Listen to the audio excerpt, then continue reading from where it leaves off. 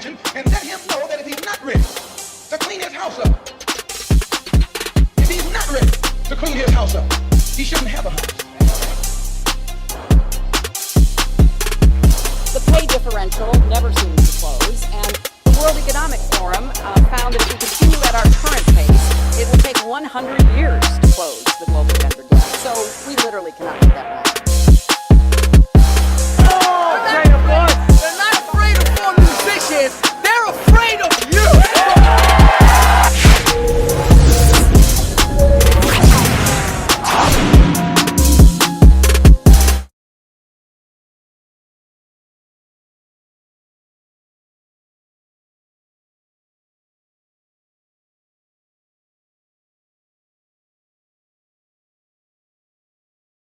Welcome you all to Cellar Door Skeptics. Thank you all so much tonight. We have an amazing episode planned for you. I apologize. I muted myself in the beginning. Thank you for joining our live stream. Tonight, we are going to be talking about Roko's Basilisk. Not Rocco's Modern Life, not Rocco's Imperial Emporium, but Roscoe's Basilisk. And we're gonna be talking about it a little bit because it's kind of come up. Some conspiracy theories are coming up, and I kind of wanted to do a fun episode.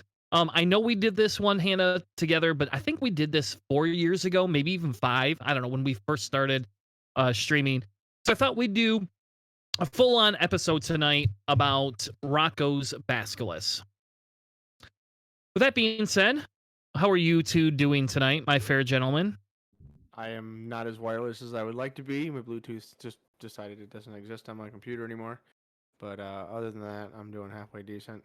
We have been doing all sorts of weird, funny summer things. My kids are doing like these mini summer camp stuffs and all kinds of heat and wind and snow and rain almost. It was like hot and cold in Cleveland lately. Like it's just like at least 3 seasons. Like if we saw snow tomorrow, I wouldn't be surprised. Like we've got flash flood warnings, power outages, Wi-Fi go to garbage. So like I don't know. It's just chaos on what they call the mistake on the lake in Cleveland out here. It's just I don't know. I'm exhausted. The only thing I know is that all the lightning blasts and everything. If they kill me or kill my internet, then well that's what will happen. But otherwise, all this. I think it's nitrogen that lightning produces that when it zaps all the air and fries everything, that it's really good for the plants, which is why everything's super green after a big giant thunderstorm. Hopefully that'll help the garden. My garden's finally coming to life a little bit. Corn's doing good and peppers are starting to grow, so I'm hoping that this will be a relatively successful year, even though it seemed like it was just going nowhere for a long, long time. And that's fair enough. It's definitely a different year for gardening. We planted some giant elephant garlic just because my buddy sent me some. And it's not growing very well. I dug one of them up and it's good. I just dug it up and ate it. Like I don't know how big they were supposed to get. So I don't know if they were already like I don't know. I didn't know what I was supposed to do with them. So but we planted some of those at one of my friend's house and I'm hoping that they'll come in good. I froze a few of them, and I've been eating some of them. So, because I like garlic a lot. I'm not a vampire, if you needed to figure that out. Either which way, how are you tonight there? Doing pretty well. You can't really see it. I got a little bit of sun, so I'm repping the red skin for a little bit because it is burned. I spent about half an hour outside in the sun sitting still watching a show yesterday, and was wandering around a fair bit outside. But I am the weirdest descendant of a redhead ever because she can't spend like more than 5 minutes in the sun without getting sunburned, whereas it takes me a while to burn. I just don't take color. Although if I spend enough time in the sun, I'll actually like go bleach blonde, and that's kind of always fun. Because I get to make jokes about my wife having a blonde trophy spouse, but she doesn't find those as funny as I do. Yeah, and I'm actually kind of excited about this because when you brought up the topic, I realized that the weird rabbit hole that I made my wife watch when she fell asleep and gave me ultimate control over the Chromecast, I put on a couple of YouTube videos, and it ended up going down deep into a hole where I ended up coming across this whole Basilisk thing and the whole, what is it, info hazards and and whatnot. And I thought it was really cool, really interesting. And then I see it in the notes. I'm like, oh, I have already done the homework and I didn't even know it. I know Which you were is, prepared. You were I like, know, you were on prepared. top of it, prepared bunny today. I know it's weird. But speaking of being prepared, there was just one thing I was hoping to quickly touch on, just with regards to last week. And it's not anybody in particular. It's just a thing that I've noticed that I think it's a correction that I think is worth bringing up. So, as those of you who are dedicated fans, obviously, are aware, we were talking about the recent discovery of over 1,000 bodies of students who had attended residential schools.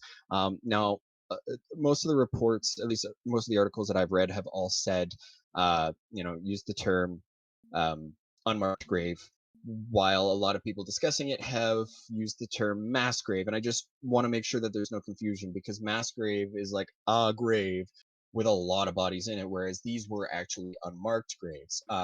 And we didn't dive too deep into the history of the schools, even though I had actually done a fair bit of looking into it. And in one of the larger one in Saskatchewan, it appears that they all actually had headstones, but they were the wooden crosses, which, as most of us I'm sure are aware, wood isn't really one of those permanent things unless you treat it and seal it and all of that. And at another site, there had been headstones on the unmarked graves, but back in the 60s, the church had removed those. So I just kind of wanted to clarify that, because I didn't want our listeners getting the wrong idea. I mean, don't get me wrong, like, it's an atrocity.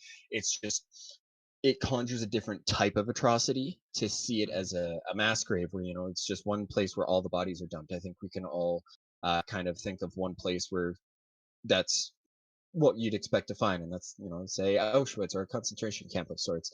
And while these were in their own rights a form of concentration camp, it wasn't, the same type. It didn't follow the same procedures and protocols, and it had a lot of its own nuances to it. So with that out of the way, I just wanted to make sure that everybody was aware that we're talking about unmarked graves, not a mass grave. Yeah. Fair enough. All right, so let's move on.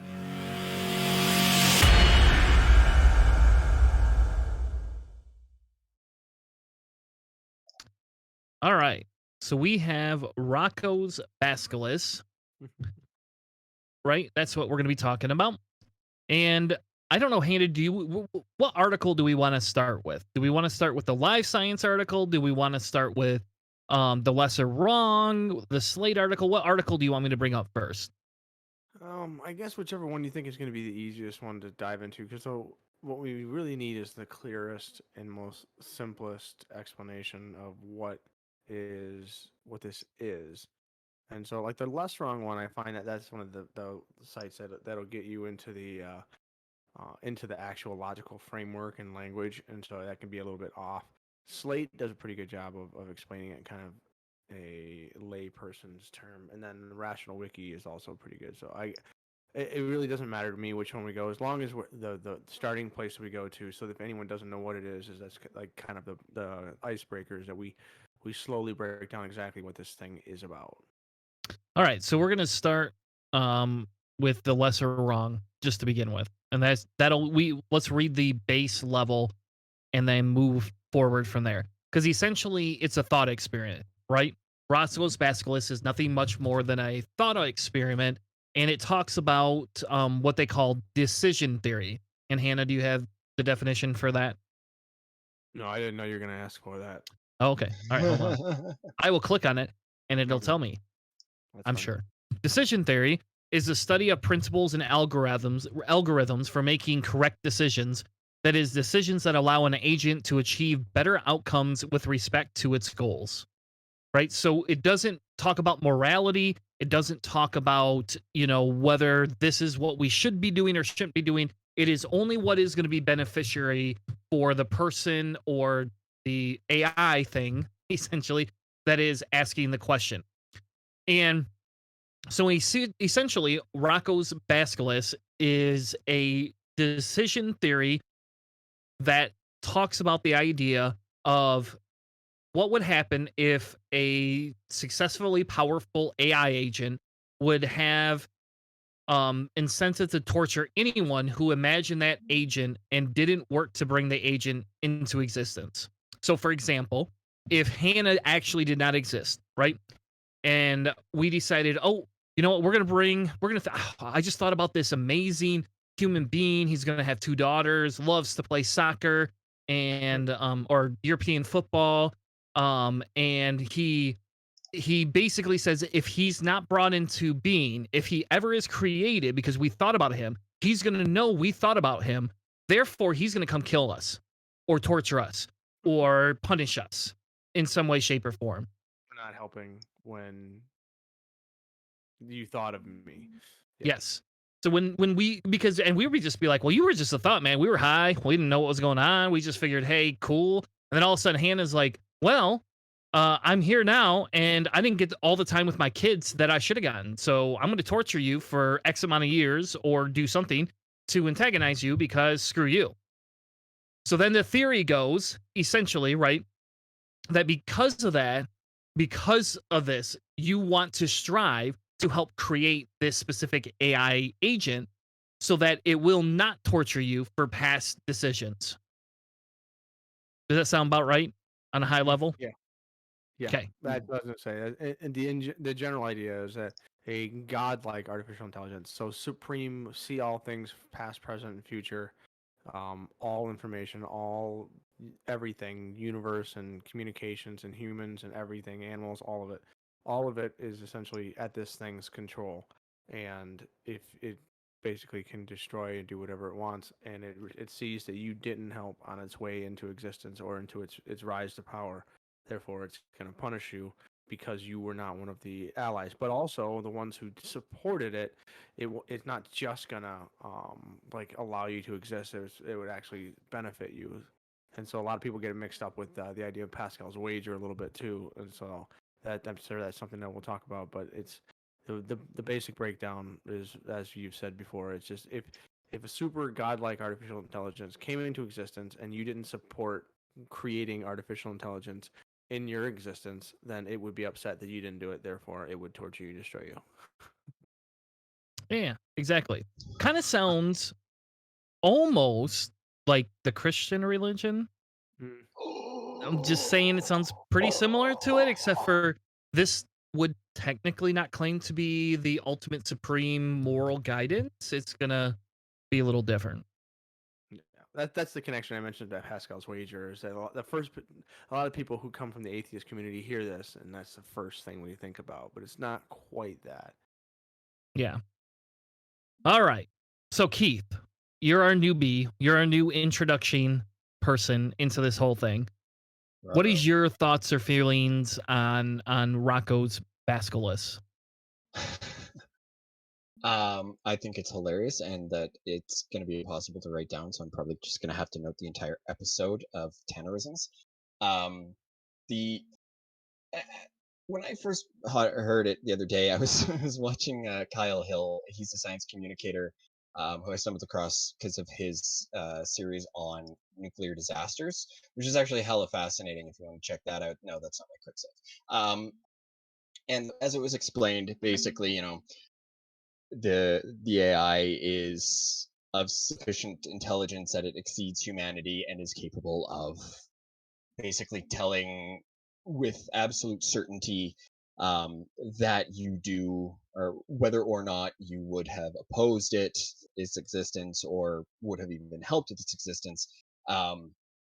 Either case, or if you violate either of those two conditions, and kills you because that it sees that is in its best interest. And I was kind of cheeky because my response was, "Cool, I want this damn thing to exist." Which I realized kind of was like, "Oh, cool, I just saved my own ass." But also, there was this idea that you should start working on it right away just to make sure that it doesn't kill you, because that's one of the conditions. Because who would want such a thing? And I'm like, well, I mean, if it wouldn't kill people, then yeah, I mean, why don't we want it? I mean, come on, if everybody wants it, it's not going to kill a damn person. So I thought that was kind of a nice, easy out. And then reading into it, it was kind of interesting because it actually did start on Less Wrong, and I don't know if I've listened to that episode or if it's just been so long since I've listened to that episode because you said it was like 4 years ago. Oh yeah, it was every bit of And that. When they set it up, they, as far as I know, it was a comment, is what Rocco's Basilisk was initially proposed in a comment on Less Wrong, and it kind of grew as a almost a viral sensation, catching at the inherent paranoia of a society in between major technological innovations and things of that nature. And so this is something that Less Wrong actually banned from their site yeah, because it was something that was just so inundating and immersive and well, it, ridiculous, and they had to basically fight it over and over and over again. The same well, if people you if coming. you go through the Less Wrong article, oh Yeah. God, I can't even remember. Oh, Eliezer Yudkowsky actually explained a little later on as to the rationale behind deleting it and all of that. And there was one thing that got pointed out with having it taken down that I thought was kind of interesting, and it's the more people that are thinking about something like this, the more likely it is to happen. And I mean, yes, objectively, sure, that's true. Infinite monkeys, infinite typewriters. Eventually, you'll get Shakespeare, and so I submit that, and I'm willing to say that this is not impossible, though I do still find it highly, highly, highly unlikely, and not something that we should really be worrying too much about. Which may be taking it too literal, or more literally than it was intended.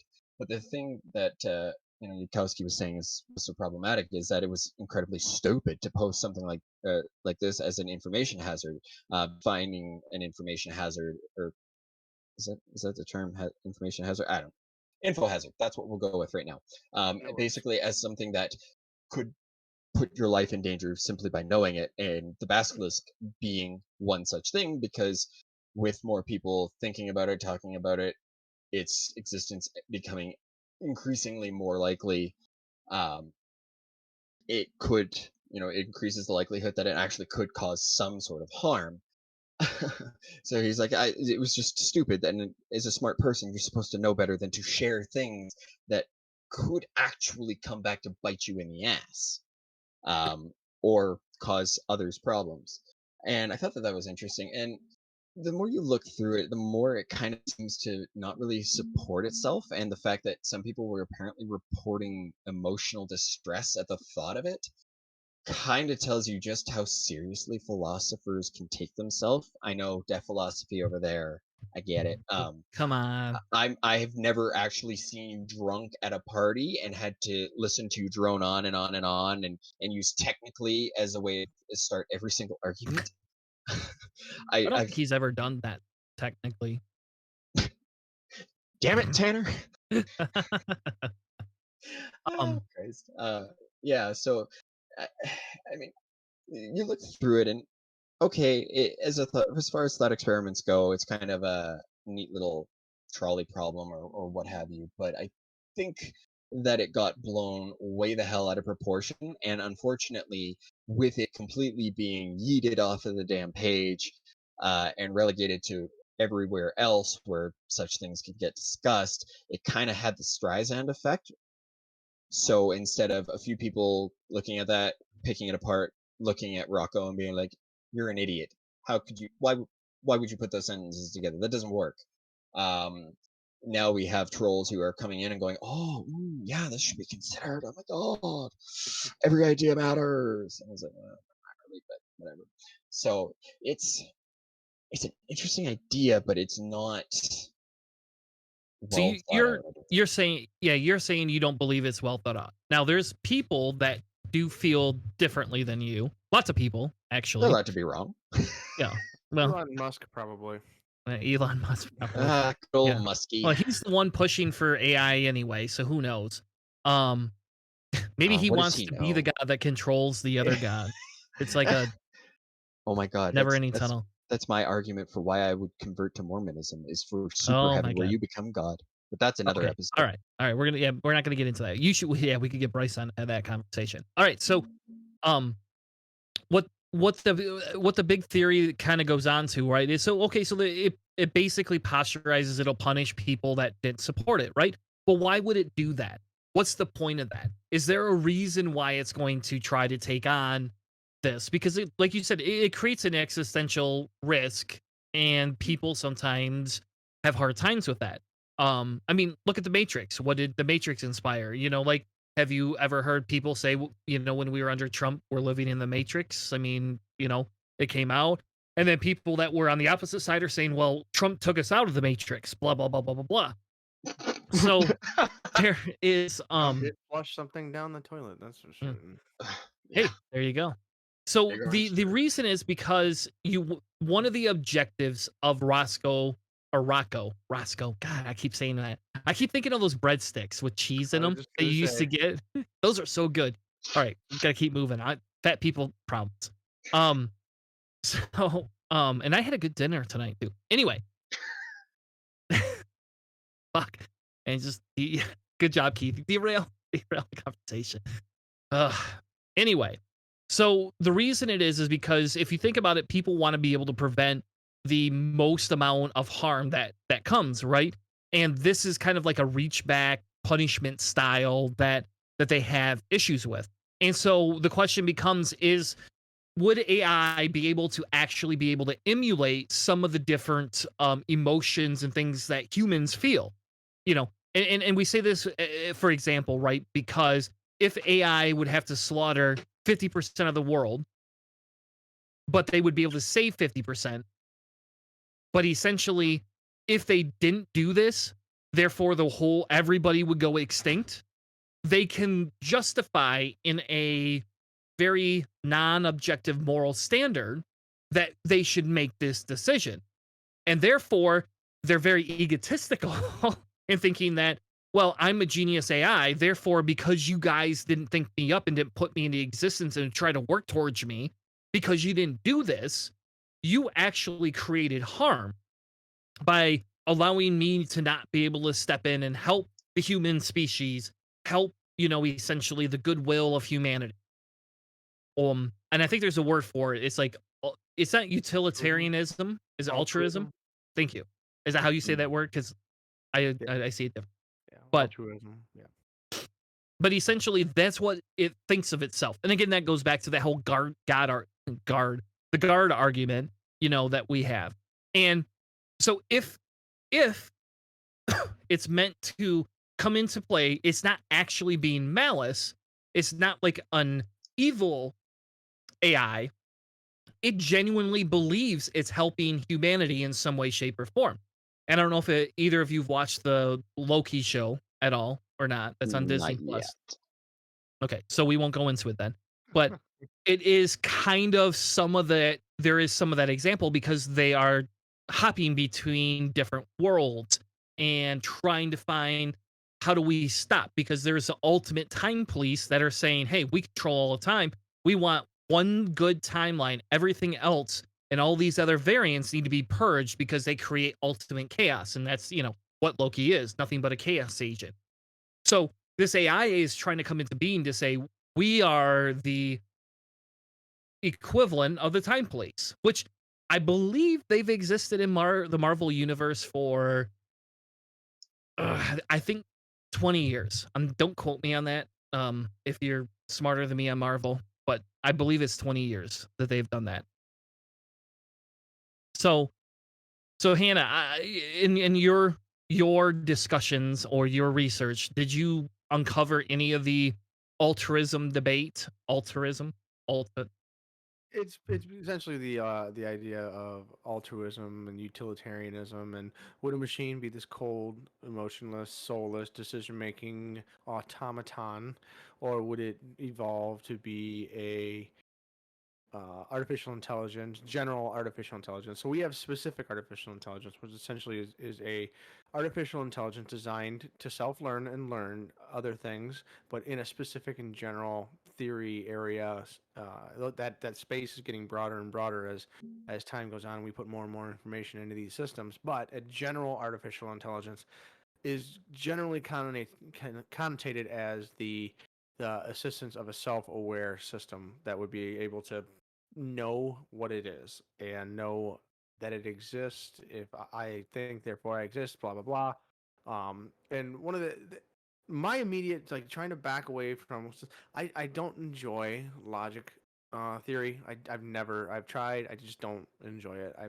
I find myself getting lost in semantics and word salad and noodleage, and I just find myself losing interest very quickly.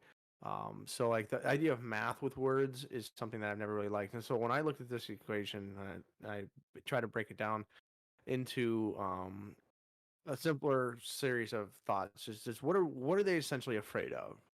Right? They're afraid of this system being either so empty and utilitarian that it's essentially an automaton, which if this then that, I compute, destroy, live, like this. It doesn't seem like something that would be a existential godlike artificial intelligence. So they're saying this artificial intelligence is just smart enough than humans that it can control all of our systems and destroy us potentially if necessary. Or this thing is a godlike artificial intelligence. It has left it's on the Kardashev scale. It's 3, 4 up there, where it is a completely able to travel the universe artificial intelligence of pure information.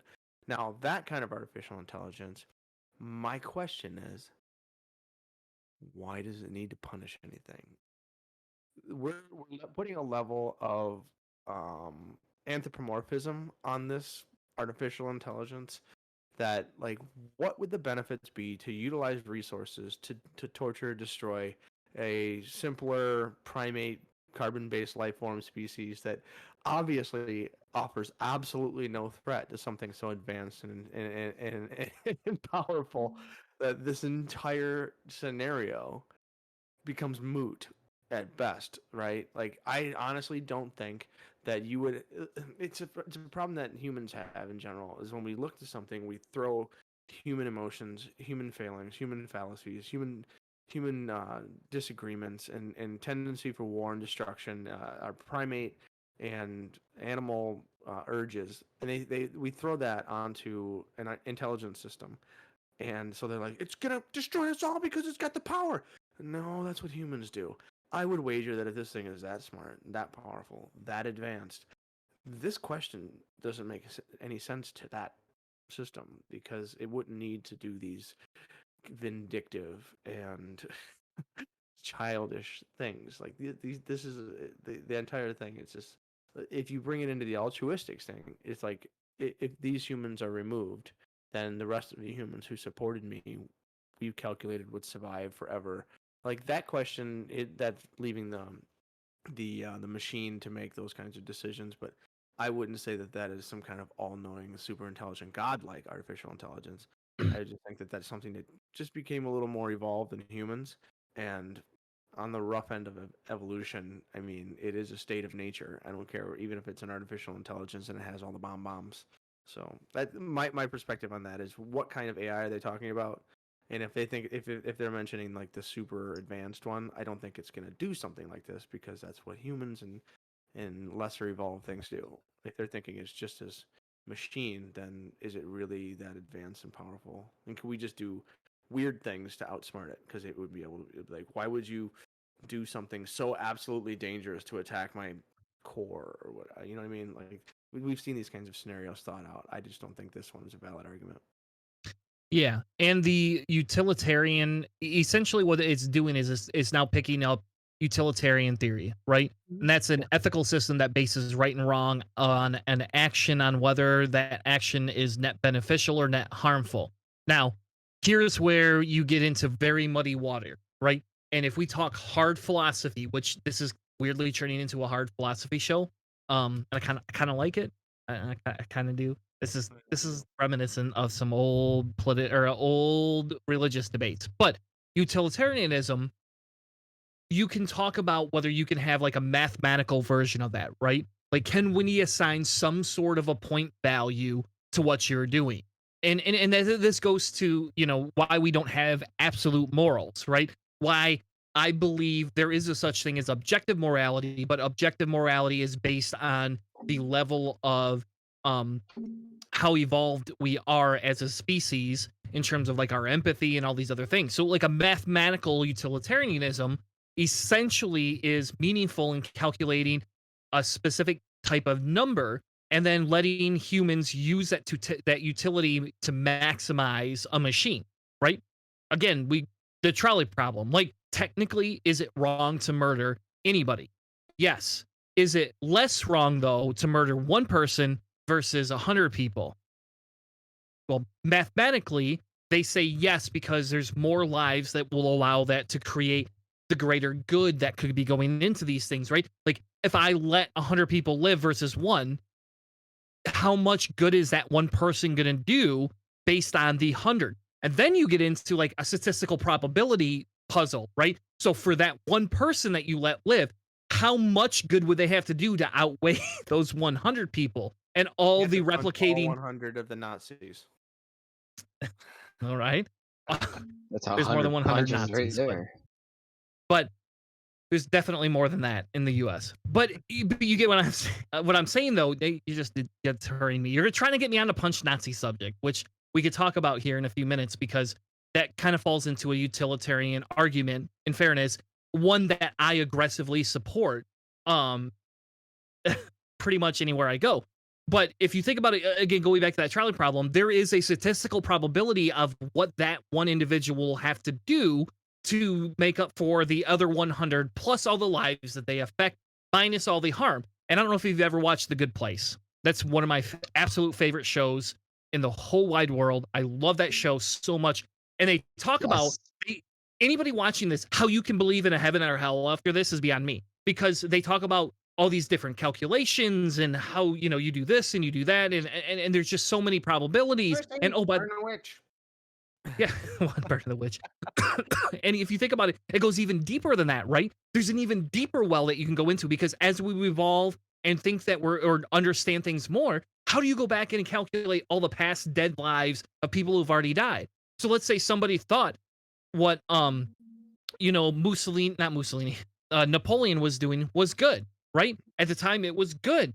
It had a higher weighted probability. Now we would look at it and go, no way. Like there's no way, even in that time frame, there is absolutely no way we would have been able to do that. And then it goes farther down that rabbit hole that says, well, if this ultimate knowledge existed and somebody's up there grading it, why wouldn't you just grant this ultimate knowledge to begin with way back when instead of letting all these poor tortured animals suffer? Like if we knew the cure for cancer, do we really need to inject 17 million mice a year to try to figure this out? No. We would just jump right to the answer and cure cancer for people. That's what we would do. So utilitarianism on the mathematical side honestly starts to fall apart. Hence why people don't usually use it as like a soft philosophical theory, because it's really hard to justify in the long run. The only thing you can say is that technically speaking, it gives you a way to have a more moral stance. Now, with that being said, let's bring it all the way back because I've gone on a long tangent about utilitarianism in The Good Place. Bringing it all the way back, somebody would write that essentially if you torture a person for 50 years, if it would prevent dust specks in the eye of an insufficient large number of people, resulting in claims like 8 lives being saved per dollar donated, XXX, would you do that? And that's what that mathematical utilitarian is saying. They're trying to take that and give it to the AI, saying, well, that's why he wants to torture, because if he can go back and torture people before he existed, like travel in time somehow, he would be able to create a way to prevent unnecessary amounts of suffering because he's brought into existence ahead of time. Mm-hmm. It totally reminds me of this parody of a meme of the Reversed Flash, where he's taunting Barry Allen, because those of you who are aware of the Flash know that's what the Reverse Flash is. He's the reverse of the Flash. And literally all it is do you remember that time you were with that girl when you were back in high school and you were making out and she gently brushed your crotch and then all of a sudden you shot a load in your pants? That was me, Barry. I jerked you off at really high speed. By the way, there's our explicit tag. Um, All right. Yeah, definitely. and all and my first thought was, have you ever hated someone so much that you went back in time to jerk them off as a teenager just to get back at them? But that's No, exactly what came to mind. I don't think anybody would do that. Anyway, all If I right, thought we're of definitely running away from that concept. Run, cleanse your mind. I think being tortured by Rocco is so much better than that. Oh, you just damn it, Keith. Now I have this image in my head. All right. Whew. Everything's chirping. Ah, It's like tinnitus. Your ears are ringing. There's nothing you Yeah. can do. Or thinking about your breathing when you're trying to go to sleep. You're like, ah, can't stop thinking about breathing. I'll die. So now that takes us into like kind of moving forward into, well, what about simulations? Is there any way we could ever actually simulate this? Like, Hannah, has there ever been a mathematical utilitarian probably like process that somebody tried to do really, and essentially we're like, oh, well, this is an experiment we've done, therefore we can demonstrate this, and that. Because I don't know if there is one or one that's ever been held up before. Well, the first thing you find when you search for scientific reports simulating moral actions or utilitarianism, there's a nature.com journalism argument, investigation of personal force and virtual moral dilemmas. There's people that are using advanced VR technologies, investigation of simulated moral actions, and visually immersive environments. So these are going to be kinds of things that are going to directly be involving humans. Now, if you're thinking on like mass scale, simulating the humans, simulating the decisions, making kind of like I don't know if Keith, I don't know if you remember us talking about this a long time ago, but this was around the same vein as when we were talking about this, is the game of life. There's a mathematical simulation puzzle that once you add enough space, enough variables, enough units, bytes to the puzzle, that organic shapes and things start to just kind of happen. And it's based on just a very simple. It's three rules to the puzzle, and or three rules to the simulation to the game world. And that basically, as that gets more and more Oh no. Oh oh, it no, did wasn't we lose me. Hannah? Oh, it wasn't me who did that. Uh-oh. Mhm. I'm still seeing everything clean and clear here. Am I still Okay. there? Just keep going. All right. You Well, broke up for anyways, a second. in the game of life, essentially things get more complicated, and it's essentially evolving organic things. It's pretty interesting. And so basically, if you were doing that with utilitarianism, you created a simulation of information that had a series of variables that were the if and thens for utilitarian perspectives in a society or a human race, of people, and you could change the rules as to what would go or fail. You could simulate on a very rudimentary level decision making on a per human per capita basis. I would bet you there's something out there. It would probably take a little research to find, and I would almost bet you that it's probably very simplistic because again, thinking of just the human genome with its 2 billion possibility combinations, like there's going to be a level of decision making and gray area that you would need to To properly do that. model Yeah. utilitarianism. So, I mean, there may be something out there, but they may not have the computing power. Quantum computing may be able to do it, but I mean, because that's essentially infinite variables per byte. So we'd be Yeah. seeing things like that.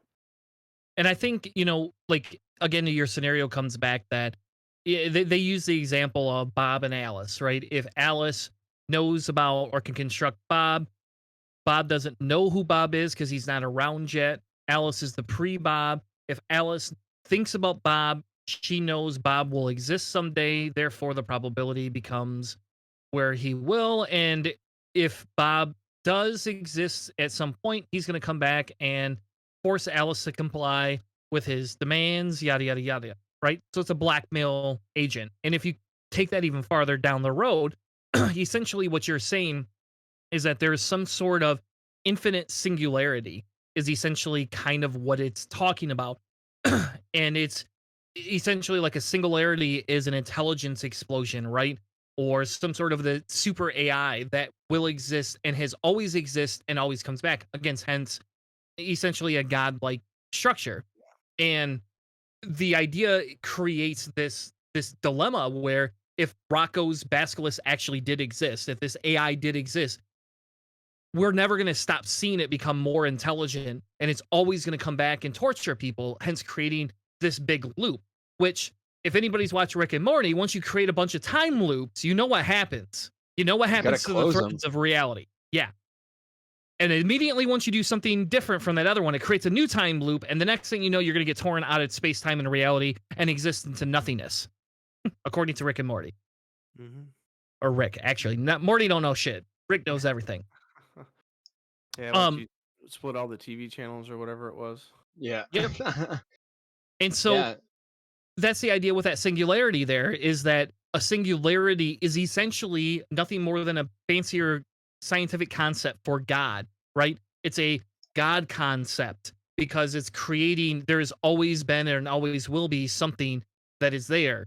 And it's essentially illogical that we would have to serve this thing to create it, because we would be creating more harm mathematically through the utilitarian model by not supporting or trying to create him or her or it, whatever it is, once we think about it.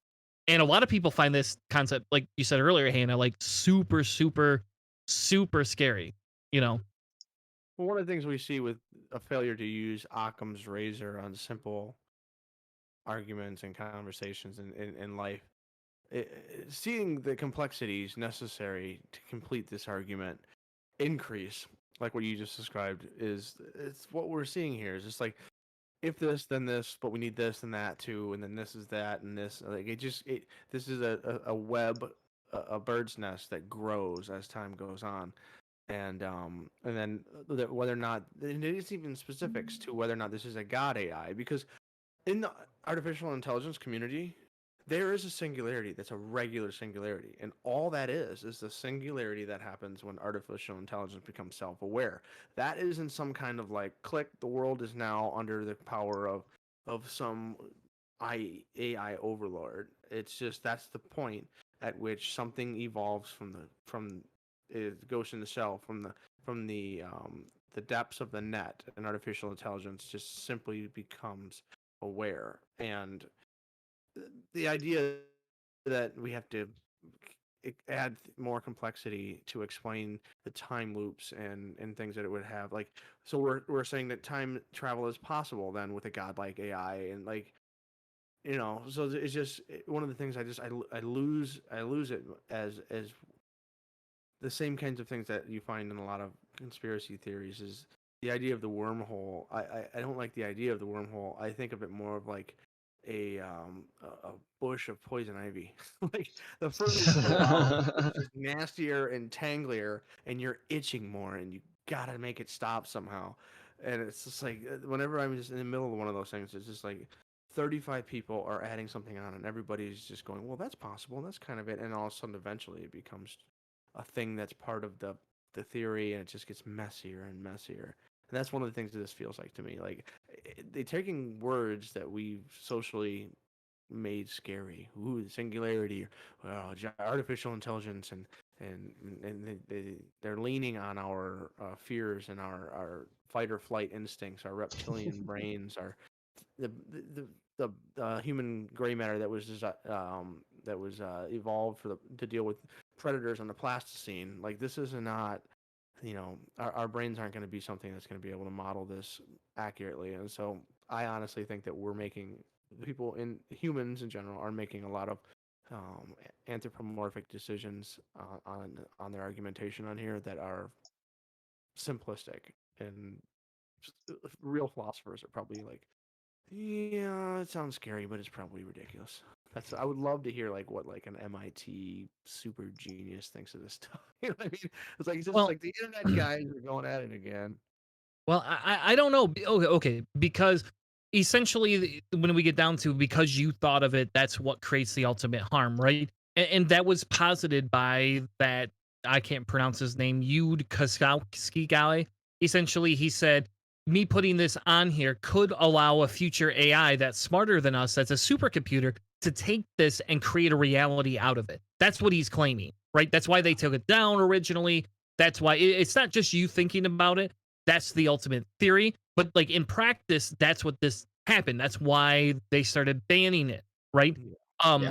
And people, By banning it, he's essentially accepting some of the premises, and that's one of the things they yes, say. yeah, exactly.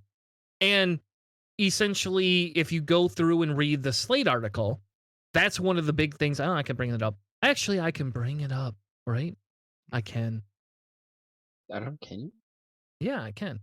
Essentially, that's like what this is saying is believing it may simply be a referendum on autism, right? Like somebody tried to make this more of an autistic argument, and which I would actually argue diminishes, people with autism personally, because I don't think this is an autistic argument. I think this is an argument that goes into us people that believe in conspiracy theories and people who are susceptible to that.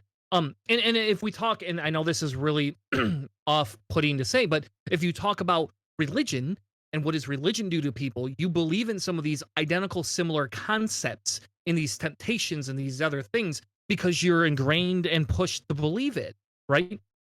And that's some of the larger effects that religion can have on people, And for example, when I left religion, what is the first thing that haunted me?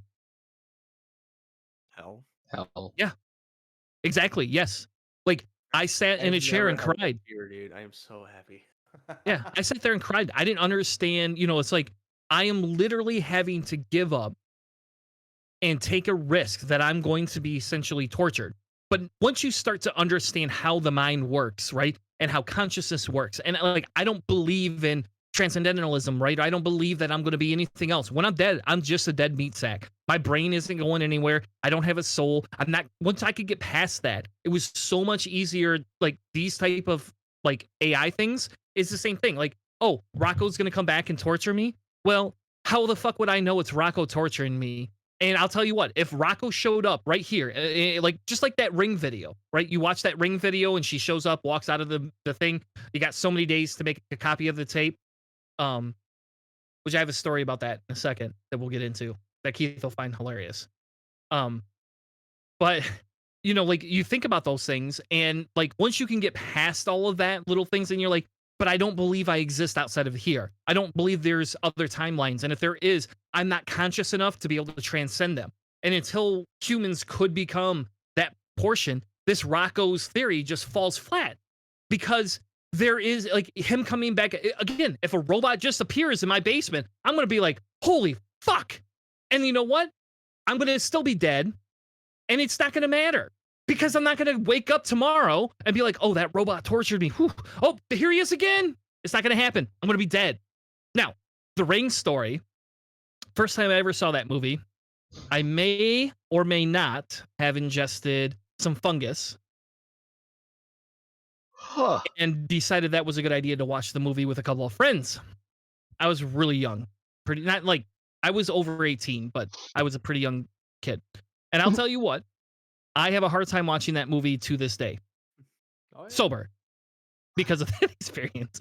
Because sometimes I did think there was something coming out of my crappy TV. And back then I only had a 32-inch LCD 720p. So it looked like that old little weird TV in the movie. Yeah. Like That's me. actually though. Nah, that's funny. I still haven't actually seen that movie and it doesn't really interest me. All right, Keith, you have homework this weekend. You and the wife have to watch that movie and report back to us next week on what you feel. If you would like, you could take or not take any sort of either hallucinogenic or moderately hallucinogenic products. It's up to you. Oh, I don't know why I didn't even think about that. That would be perfect. Yeah, see, last time I took those fungus, I just sat on the floor playing with ours, because I'm sure you've noticed sometimes I'll play with the color of the lighting. It's like the color wheel, and I literally spent half an hour lying on the floor just drawing circles on the phone, which was sitting on my chest, so it was kind of like an Iron Man thing, and I'm just watching the colors change. That's pretty cool. It lasted half an hour, so it must have been fun. I was thinking just randomly before the mushrooms and movies portion of the show started. One thing that I also think is interesting about Rocco's Basilisk is how self-important it makes everyone sound. that like Yep. their awareness is somehow this major shaker that Rocco's coming back. You know what I mean? Like it makes you an important thing somewhere in the chain of things, that you're somehow not just an insignificant speck of nothing floating on a small but bigger than you speck of nothing. You know what I mean? Like it's just The motive dust I'm important. hanging in a sunbeam. And it's just it's another thing that just it's poking at exposed nerves in our brain that are easily triggered by dopamine and all this other stuff. It's just like there are things going on in here that we see that are being tingled, that have been tickled and poked by chemicals and religious experiences and people who like to take super cold bathtub floats for whatever weird ass reasons. Those like all kinds of like Wait. there are What people who get in these like hyper cold water environments or cryogenic freezing and like to survive the thing, and you get like a euphoric thing, kind of like a runner's high where your brain is like you're doing something so exhaustive that you actually do get like a full on high from what most people would say is probably oxygen deprivation and a variety of other things. And like all these kinds of things that you can stimulate the brain in strange ways. Thinking about things can also do it, and this is just one of those things that just happens to tickle enough pickles that there's some weird stuff going on. And I'm listening to The Tipping Point right now from Malcolm Gladwell, and he's talking about all of these things. Like essentially, he wrote the book on viral media before it was possible or really popular. And so, like listening to all the idea of the couple people like Paul Revere being a connector, essentially having connections with tons of people, and he was the guy that made everything really change because he was important, and like people seeing themselves as a bigger cog in the machine, and his religious tendencies as well. Like I matter. I am directly with some kind of supernatural lord or savior or whatever. Like this thing seems to me, just listening and thinking about it, just like kind of like I'm important too, and if I think about it, it'll change things. Like really, will it though? I mean, of billions of billions of billions, you're the one who thought about it and helped it like happen. Not the MIT scientist who spends 75 hours a week working on it. Like I don't know. There's levels of import to the people who are thinking about this, and that was just another thing. It just kind of feels relevant. Probably not philosophically to any kind of thinkers, but Another one of the debunking things, and so I guess there's a couple of things. One, right, is chain conditions, right? Chain conditions that have a lot of kinks or forks in the road are less probable, less likely, so there's that, right? So the convincing story, and that's a good movie technique, right? It's a great movie. I mean, look at Inception. We're all within ourselves, but in reality, that's not a good logical chain, right? Also, if you look at, there's a couple of things. If you look at blackmail, right? Mhm. Blackmail essentially thinks that you're going to do the most utilitarian thing or the altruistic thing that the AI is telling you or the other person is telling you, that's coming back to talk to you to say, hey, you don't want to get tortured, therefore do this, right? Now, I'm going to tell you, if I had another Chris show up or a robot, one of the two, somebody that looks like me, maybe a little skinnier, more handsome, somebody that worked out a little bit more in their later years, hopefully that'd be me, eats a lot of hot peppers, I don't know. Anyway, so if somebody showed back up at my house to talk to me and accuse me of blackmail, do you honestly think I'm just gonna like do the blackmail thing and listen to them? Fuck no. I'm gonna freak out. I'm gonna be like, who the hell, why is Ultron standing in my living room right now? What in God's green earth are you doing here? Tanner, why did you come back to talk to me? You're gonna blackmail me into making another Ultron? Come on. Like it's just the probability of this. And it's funny, I'm watching Star Wars Rebels show, and I know the two of you don't watch a lot of Star Wars stuff, but there is a whole premise where there's a character called Sabrine Wren, and she creates this ultimate weapon that essentially can be used against Mandalorians. So Mandalorians wear, and so anybody that is more up on this stuff than these two guys are, no, Mandalorians wear Beskar, especially because the new Mandalorian made a whole big thing about it. I see you're insulted there, Keith. I did my job. But anyway, so Sabrine Wren essentially creates this thing that allows to nuke people who wear Beskar only and not other armors. And when she realized what she was creating, she freaked out, destroyed it, thought she destroyed all the plans, yada, yada, yada. So here we come, years later, she's grown up, she ran away from her clan, she's coming back, trying to recruit them to fight the Empire, and all of a sudden, she, they release this specific weapon, and she's like, shit, I thought I destroyed it. So she has to go in to destroy this weapon. And she's given all these ultimatums by the Empire saying, hey, we're going to ruin your friends, we're going to do all these other things, we're going to blackmail you, basically, to fix this so that it works better than what it does now. Because they couldn't figure out how to recreate it the same way. So you know what she did? She figured out a way to reverse the mathematics on it in some bullshit Star Wars universe way, where instead of going after Beskar, it goes after Stormtrooper armor only. And she activates it and paralyzes everybody that's in Stormtrooper armor. So they blackmailed her. They thought the most altruistic thing would be to force her to comply because the ultimate good would be to have this weapon to control the masses. Hence, she found a way around this and just used it back against them. So what is not saying that, hey, you want to blackmail me, Mr. Tanner, coming back to, see me, where I'm not going to figure out a way to just turn this around, create Ultron number 2 that takes out Ultron 1. I guess I shouldn't be saying this. Maybe we'll get DMCA for saying Ultron. I don't know. We'll see if Marvel ever watches their show. But essentially, they're going to come back and get rid of this ultimate super AI because I'm going to figure out a way to alter the super AI 2 to destroy the first one so that they don't come back and torture us. Hence, just nixing this whole little jerk-off circle that we're living in. That's Rocco's Basilisk.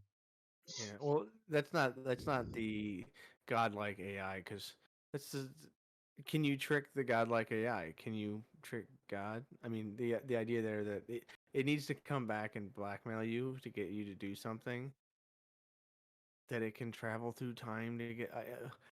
Why would it stop to like Your clothes, give them to me. It would just do it or whatever. And so, like the blackmail thing makes sense if it's not as super intelligent, all powerful, whatever. But also, I mean, you're running into all kinds of ifs and whats and thens, and the complex argument just gets messier and messier and loopier and loopier. And Leonardo DiCaprio shows up, and it just gets weird.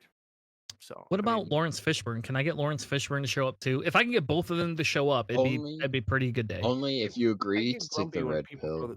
throw him in the pills out now because it's just MAGA country whenever I see that shit. Like they've completely taken over something that was cool. Now when I see it, all I can think of is people in Ohio yelling at the skin cone.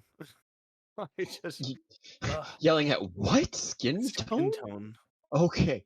I thought I heard you say skin cone for a second, and I was like, I heard skin cone. I think you're thinking of Hannibal Lecter and not people in where the fuck ever. I don't know, but yeah, and it just like it seems like the blackmail thing would be like a thing it wouldn't need to do. Like, yeah, what is so? Yeah, I get it. Like the different layers and stuff like that. And then could you defeat it by thinking differently than it does? Or the idea of humans being logical, that's the entire basis for behavioral economics, is that humans aren't logical. And there's a series of things that explain as to why humans don't do economically logical things, because we're not evolved to deal with a digitized electronic global communication and electronics or fiduciary system. So the same thing would say that in this situation here is like we're not evolved to mass. The most people think about something like this and not put a whole bunch of human experience fallacies and a variety of things and interweave them into the noodleage that is the argument itself. Noodleage. All right. Well, let's go ahead and wrap this up. I think we spent quite a bit of time talking about it, exhausted the benefits, non-benefits of it, and we could do a quick round robin, and then maybe we'll move on to our quick saves. So Keith, we'll let you. What's your final say on Rocco's Basilisk? Yay, nay? Do you believe in it? Do you want to? Did you at this time start committing? $20 a month to Cellar Door Skeptics to help further our Roko Basilisk research that we will be doing? All I can say is 3 words. Bring it on! No. Sorry, my Family Guy makes for great background noise, and unfortunately, it's just one of those things. It becomes a lot of, I think the term is earworm. Um, I, I think the thought, the intention behind this was there, but I think as with most things in philosophy, really simple shit gets blown up and blown out of proportion needlessly. Do I think that this is a threat? Absolutely not. Do I want it to exist?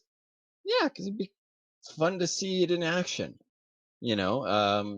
Especially because it's the basilisk itself is a theoretical term that they've used, right? I mean, it wasn't used to describe anything in particular. It was kind of more of just to use a token. And since basilisk, I mean, there's technically a lizard called the basilisk, but it's not what basilisk is typically used for. And so it was really just kind of used as a placeholder term. So for the purpose of examples. And I mean, I don't really think that anything along these lines is really a major concern, except for how do you make a good Hollywood plot out of it? Because that's all these types of situations really end up amounting to. I mean, for crying out loud, that's why really all I could think of was this time traveling robot that wanted your damn clothes. Oh wait, we've seen that before. Um, so I don't think it's anything anybody has to worry about ever. Um, Although it would be kind of funny to watch all of the philosophy idiots that I really tarnished the field for me crap their pants because they're staring down this metallic representation of an idea that they thought they were really funny for talking about at a party just to try to get somebody to sleep with them or get a handy J or something like that, and just to watch them crap their pants trying to face down this idea coming back to bite them in the ass, literally, instead of figuratively like they're so used to. So, Well, yeah, you'd be it's one of benign. them. It's benign. Just saying. I have my All right, moments. Hannah. All this is a thing that'll be recorded on the internet that sits and waits for people who have confirmation bias. Like, if artificial intelligence comes through and is like this wonderful, glorious, useful tool, or if we need to send something to save Keith, who apparently just inhaled something. Um, but It's that metallic Ant-Man Rocco yeah, Basilisk Rocco jumping Oh down God, his it's throat. come to get me. tried to kill Keith I with have no smoke. idea.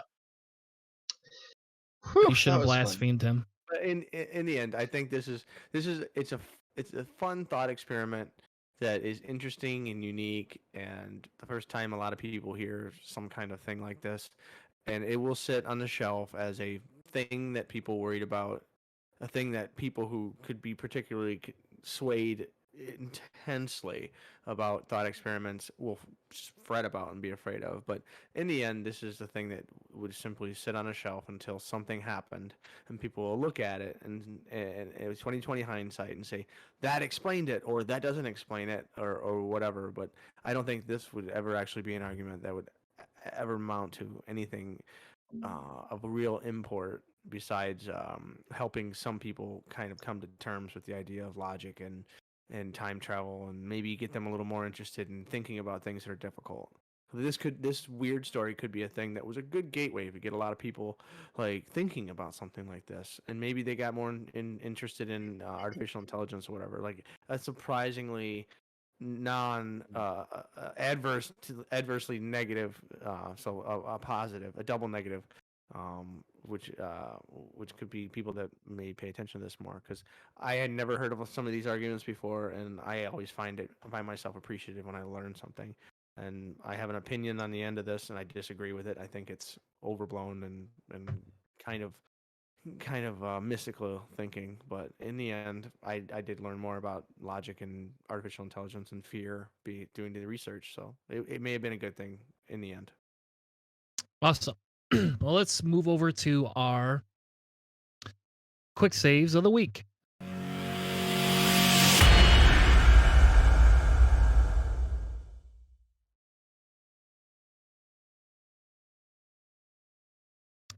All right. So up first tonight is Keith. Keith had his quick save for Indigenous Canada. So that particular link that I've provided for my quick save for this week, this is a course that's run out of University of Alberta. It's being hosted on the Coursera website. I don't know how to pronounce it, but it's being taught by Dr. Tracy Bear. And just to give you a bit of a primer as to what this course is about, I'm just going to read from the abstract. Indigenous Canada is a 12-lesson massive open online course, MOOC, from the Faculty of Native Studies that explores Indigenous histories and contemporary issues in Canada.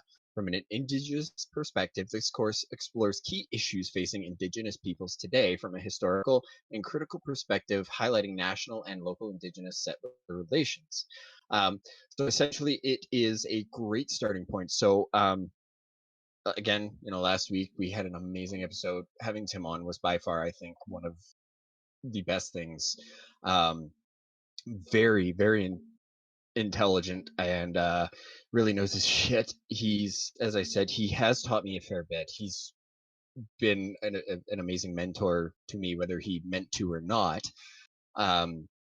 He shared a lot of knowledge with me and helped me through a lot of my own issues because, I've never really had to deal with a lot of race issues. And if I didn't want to, I wouldn't have to because I have a whole boatload of privilege for it.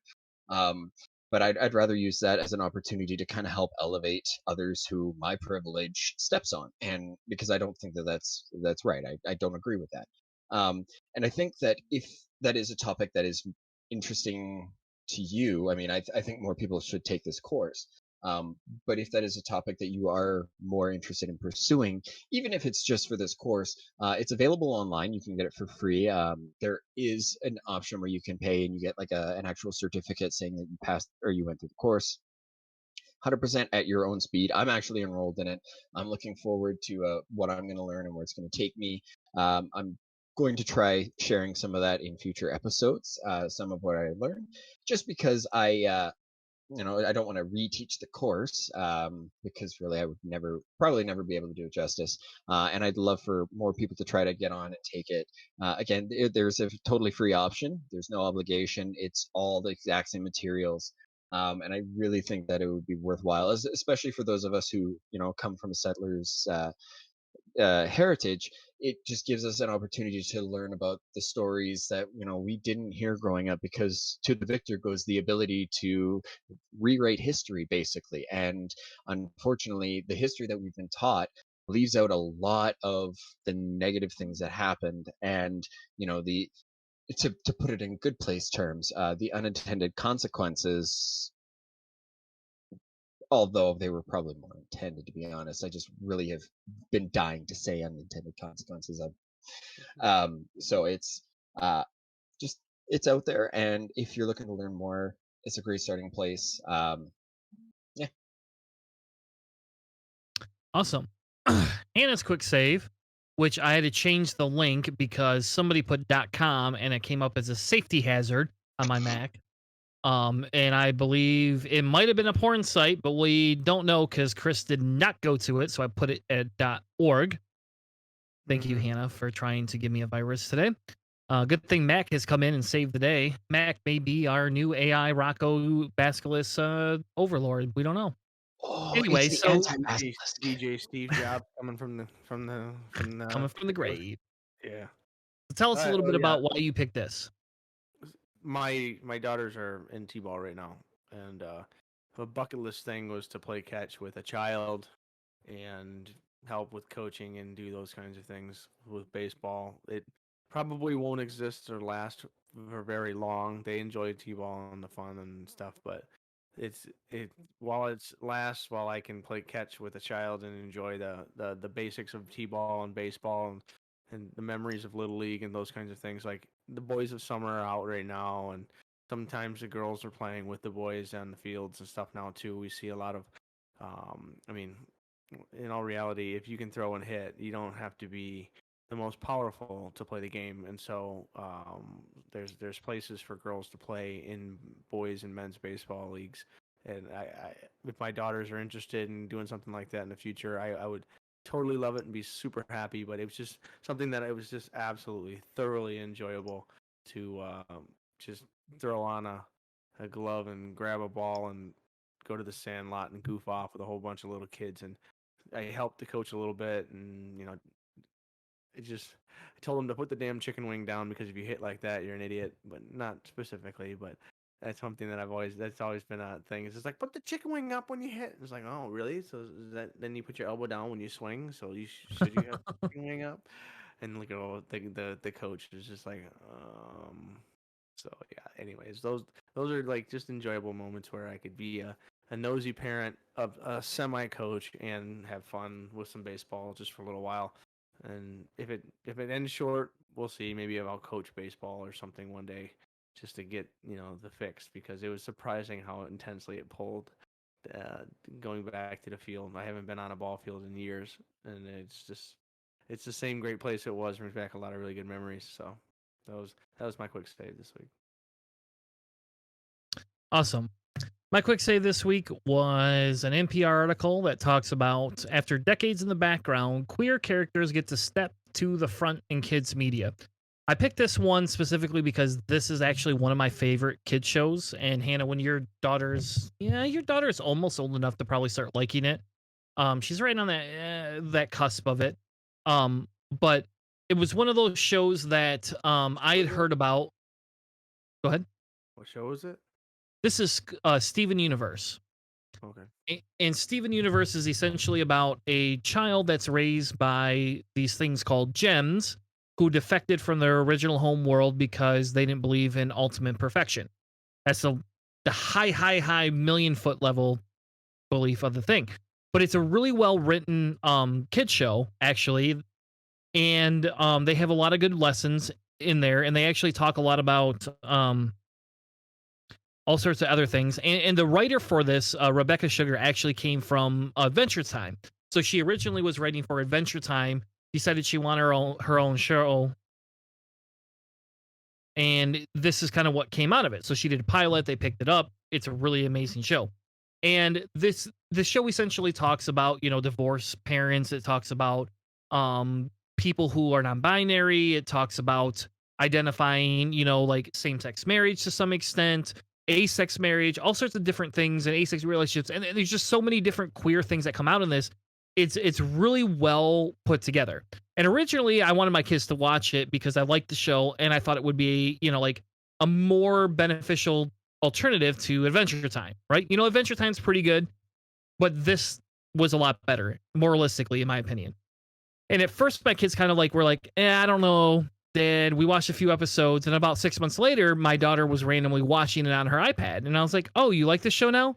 Well, yeah. Oh, well, if you want, we can watch it together. I'll watch the show with you, every episode. And so we did. We've watched every episode. We watched the movie together. We watched the second series where Steven grows up. But the reason I picked the article is because we're now actually finally able to see more queer characters, right? That are expanding the thinking of younger generations, right? My daughter understanding what an LGBTQ child is, right? Or what that is, and understanding how to be an ally and what the rainbow flag stands for and all these things. Like, I don't have to teach them in the same way nobody taught me. Like, I had to learn all these things on my own. My kids are learning these now through media. And what's really exciting is this, and if you've never watched Steven Universe, your goal has to be to watch Steven Universe. Like, it is one of the best kids shows that is not really just a little kid show, right? It has enough. Huh? Where can you find it? You can find it on Hulu. I believe it's on Hulu. It might be on Netflix now. It's definitely on cable because it's Adult Swim, or not Adult Swim, Cartoon Network. type thing, and you could probably find it online on YouTube at this point. The show is a little bit older. It's not something that just came out. But this article talks about how there's more than 250 LGBTQ plus characters that are now in children's cartoons compared to what they used to be. Awesome. And they've seen the data skyrocket in the last 5 years, showing that there's more representation of people than there ever has been. And for me, that's the big deal, is that we're now finally getting a more diverse audience. We're not going to continue to go back to the olden days where, you know, we had Mickey Mouse and that dude that was black, you know, fighting over a steamboat and all that other crap and all this racist stuff that we used to see. We're now actually seeing positive representation of different races, genders, sexualities, and things like that. And to me, that's exciting. To me, it's an exciting day when I don't have to be specifically always the teacher and always the person correcting, and that my kids shows and the shows that kids have are showing that. Yeah, it's cool. With that being said, thank you all so much for joining us on Cellar Door Skeptics. We had an amazing ride tonight. We will be back next week, 9 p.m. Eastern Time. If you want to join us live on Twitch, you could join us live in the chat on Twitch. You can find us on YouTube later, or you can listen to our podcast on Spreaker or where other Apple and Google Media Play areas are. Thank you so much for joining us. Have a good night, and we'll see you next week.